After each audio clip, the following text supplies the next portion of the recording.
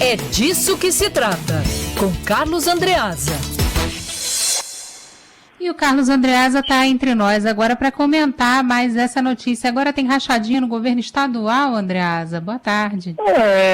Isabelle Rangel, isso aí é um bom e velho peculato, não é mesmo? Inventaram esse nome rachadinha aí, querendo dar algum glamour para o bom e velho peculato. No caso aqui, repasses lícitos, feitos em meio a uma pandemia, o que dá gravidade à situação, contratos emergenciais feitos sem licitação, repasses, no caso, do Fundo Estadual de Saúde a prefeituras do Rio de Janeiro. Um esquema padrão, as prefeituras recebiam os montantes que lhes eram destinados, em tese, proporcionalmente ao tamanho do município. Há essas 7 exceções listadas na reportagem, que receberiam a margem para além desse cálculo, um esquema que consistia em, recebendo os recursos, os prefeitos devolverem 10% do montante montante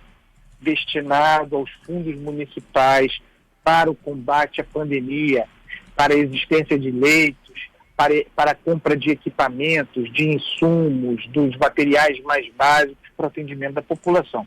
10% desse dinheiro era devolvido, uma vez que chegava, ao esquema, segundo o delator Edson Torres, ao esquema de Witzel e Edmar Santos, também operando aí, o presidente do presidente do PSC, pastor Everaldo, hoje preso. Então vocês imaginem, o ouvinte querido imagine, 10% desses milhões destinados, que certamente faria uma diferença muito grande, desviados para o enriquecimento ilícito.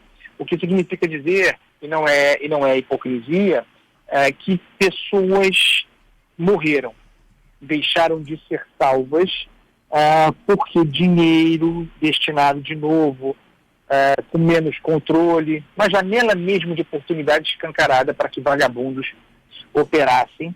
É importante registrar também, de novo, que nós temos aqui, serve também para outra delação influente, nesse caso a delação do senhor Edmar Santos, partícipe nessa organização criminosa, segundo o Ministério Público, que delação é delação, né? Serve para o Edmar Santos, serve para o senhor Edson Torres. Delação é a palavra de alguém contra outrem, sendo que esse alguém que delata o faz porque já está ferrado, porque já está enrascado, e lhe é oferecido esse benefício, em troca do que, delatando, terá alguma melhora nas suas condições, né? Alguma diminuição de pena, eventualmente até mesmo uma prisão domiciliar. Temos visto coisas do balacobaco em negociação de delação premiada. Só que a palavra perside o indivíduo contra outro não basta. Delação não é prova, delação é meio para obtenção de prova. Então, tudo quanto espantosamente nos apresentam esses delatores, tudo precisa ser corroborado, com provas, com documentos, com gravações, com registros, com o que quer que seja, que dê lastro, que dê sustentação ao que leva a palavra, porque a palavra de bandido tem menos valor. Para mim não tem valor nenhum, a não ser que venha com comprovação. Havendo a comprovação, e imagino que o Ministério Público, sobretudo a PGR, não teria fechado uma delação sem que houvesse material. Havendo material, a situação é muito grave a situação dos citados, e espera-se, em nome do Rio de Janeiro, que paguem duramente porque não existe agravamento da situação, mas moralmente se agrava, né? Nós pensamos do ponto de vista ético, num momento de pandemia, indivíduos eleitos, escolhidos pela população, aproveitando a fragilidade de uma janela emergencial, de um período sem licitação, contratos podendo ser firmados de maneira mais rápida, as pessoas percebendo, esses pilantras percebendo isso como uma janela de oportunidade para roubar mais, né, para largar a goela. É duro engolir essa gororoba, mas o que tem para hoje é isso aí. Vamos ver o que nós saberemos amanhã, porque também tem isso, né? A novela desses casos como é tudo baseado em delação, os conteúdos vão sendo vazados aos poucos, né? A gente vai sabendo que nem novela, dia a dia, novas notícias do caso. Então, para o jornalismo é bom, porque a gente fica alimentado de assunto, mas para o Estado de Direito mesmo, melhor seria que esses conteúdos ficassem sigilosos para o benefício, para melhor investigação. Mas no Brasil é tudo uma esculhambação, então a delação premiada, sigilosa não existe, é tudo público, tudo vazado, tudo é uma esculhambação. Mas eu estou de bom humor, então é uma ótima semana para vocês. É isso. Ô, Andreasa, algumas coisas que você falou me chamaram a atenção. Primeiro, eu queria te chamar a atenção para um fato. Eu acho que, se confirmado, a gente vê essa corrupção que a gente ouve falar, né, no Estado, que ainda não foi confirmada, mas a gente precisa dessa confirmação. Como você falou, é a palavra de um contra outro. Mas a gente vê esse esquema de corrupção chegando a prefeituras de fora aqui da capital fluminense, né, saindo daqui e se interiorizando, né, esquemas de corrupção que eu não lembro de ter visto com tanta intensidade em outros casos. Uma coisa que você falou que me chamou a atenção, que você falou é o bom e velho peculato. Quem costuma falar isso na nossa programação? O Reinaldo Azevedo, né? Ele não gosta nem que a gente use rachadinha no programa dele. Porque, e outra coisa... Porque é isso, e a última coisa que é... você falou que me chamou a atenção é que pessoas morreram, né? Isso é muito importante a gente dizer, porque a gente está falando de dinheiro que era para ser usado no combate à pandemia. Claro. A gente estava falando de dinheiro que iria para o hospital, que iria para leito. A gente está falando de algo palpável.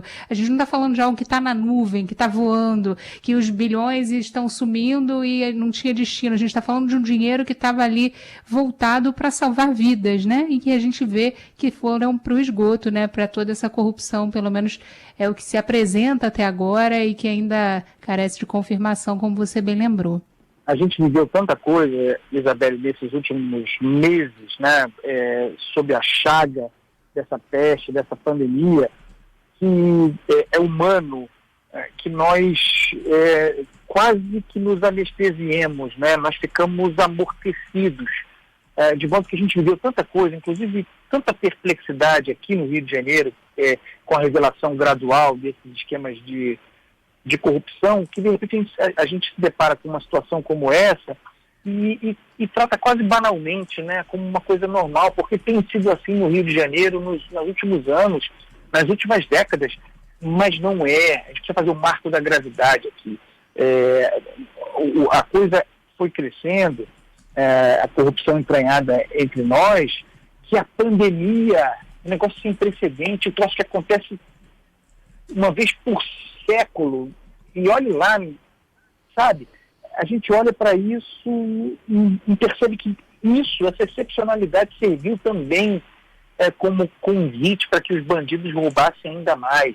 A gente não pode esquecer disso jamais, né? Que é claro que a corrupção, essa que destrói, que contribui para a destruição do Estado brasileiro, ela é condenável sempre e ela mata sempre, né? Porque tem sempre gente doente, tem necessidade de melhoria nos hospitais, e corrupção com dinheiro público é desvio de dinheiro que poderia atender melhor as pessoas. Mas, durante o período de exceção, especificamente durante a pandemia, em que nós todos estamos fragilizados e preocupados e chancelamos mesmo a importância desses contratos emergenciais, do estado de calamidade, de dispensa de contrato, a ideia de que os governantes se têm, a gente não se pode surpreender com isso, mas a ideia de que os governantes tenham se valido dessa janela para roubar ainda mais. Eu vou dizer uma coisa para você, a gente não pode, estava falando hoje mais cedo sobre isso, a gente, na vida, né, porque tem alguns valores, claro, princípios vários, mas tem duas coisas que eu falo sempre para os meus amigos e para a minha família. A gente não pode perder jamais, quase um mantra para mim, duas capacidades. A capacidade de se emocionar, de se comover, de chorar, de ficar mesmo emocionado com alguma coisa, e a outra é a capacidade de se indignar. A gente não pode perder a capacidade de se indignar, de falar, meu Deus, eu não admito isso. E esse é um daqueles casos em que a gente bate na mesa e diz, eu não admito esse tipo de coisa. É para se indignar permanentemente com o que fizeram aqui no Rio de Janeiro, aproveitando a janela da pandemia, esses vagabundos que pilharam o Estado. Mais uma vez. É verdade, Andreasa. Obrigada pela tua participação, que hoje teve estreia, né, Andreasa?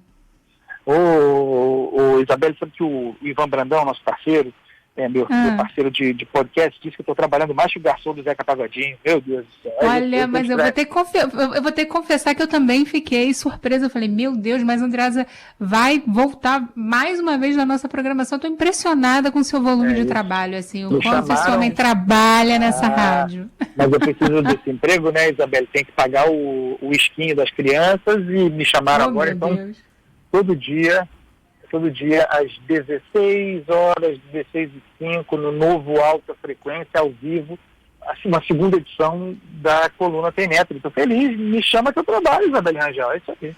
É isso aí, Andreasa, eu tô gostando de ver, viu? Parabéns pela estreia e até amanhã aqui no Jornal, depois na programação da Band News FM. Não vou nem listar agora a lista das colunas aqui, porque, né, senão a gente vai ficar até amanhã aqui. Aliás, amanhã esta coluna, tudo mais constante, se não houver surpresas, porque tem gravação do Band Eleições para a TV Band, tudo mais constante, farei essa coluna amanhã no estúdio, você não estará presente, mas com Luana Bernardes, e você sempre presente, porque você é uma presença, né, Isabelle Rangel? Um beijo para vocês, até amanhã. Muito obrigada.